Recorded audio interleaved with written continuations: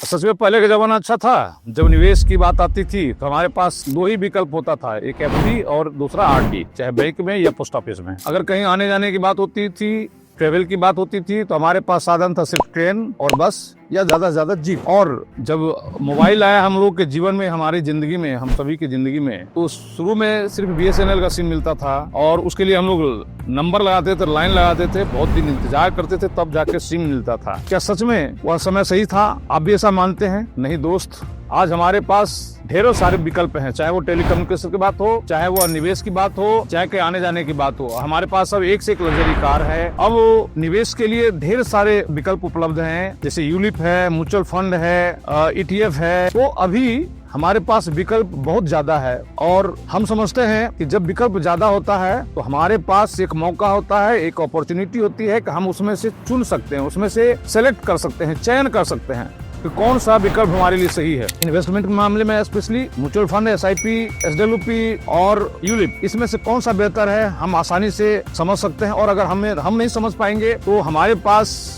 ऐसे लोग हैं, फाइनेंशियल एडवाइजर हैं, हम उनका गाइडेंस ले सकते हैं। कौन बेस्ट फाइनेंशियल एडवाइजर है, कौन हमको बेस्ट वे में गाइड कर सकता है, आप उसका चयन कर सकते हैं। और मार्केट में है, मार्केट में डॉक्टर की कमी नहीं है लेकिन बेस्ट डॉक्टर की कमी है, टीचर की कमी नहीं है लेकिन बेस्ट टीचर की कमी है, उसी तरह से फाइनेंशियल एडवाइजर की कमी नहीं है। लेकिन बेस्ट एडवाइजर कौन है, वो आपके आसपास है।